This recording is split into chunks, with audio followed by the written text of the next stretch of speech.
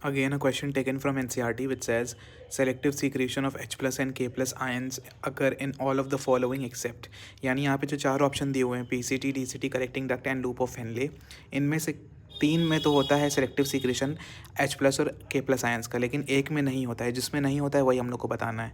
तो देखो, अगर हम लोग NCERT में जब ये चीज़ पढ़ते हैं PCT, DCT, कलेक्टिंग डक्ट और हेनली लूप या फिर लूप ऑफ हेनली, जो भी बोलो आप इसके बारे में, तो सब में हम लोग को पता है कि PCT में भी हमारा सेलेक्टिव सीक्रेशन होता है H प्लस और K प्लस का, DCT में भी होता है, कलेक्टिंग डक्ट में भी होता है, लेकिन लूप ऑफ हेनले में नहीं होता है। और देखो हमारे NCERT में लिखा भी हुआ है, PCT में देखो यहाँ पे लिखा हुआ है selective secretion of hydrogen ions, ammonia and potassium ions, यानी PCT में तो होता है सेलेक्टिव सीक्रेशन।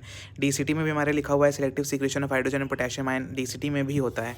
कलेक्टिंग डक्ट में भी देखो हमारे लिखा हुआ है selective secretion of H plus ion and K plus ions, ठीक है।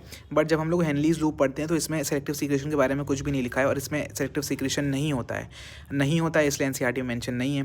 तो इसका आंसर क्या हो जाएगा कि सेलेक्टिव सीक्रेशन किस में नहीं होता है? लूप ऑफ हेनले में नहीं। ऑप्शन 4।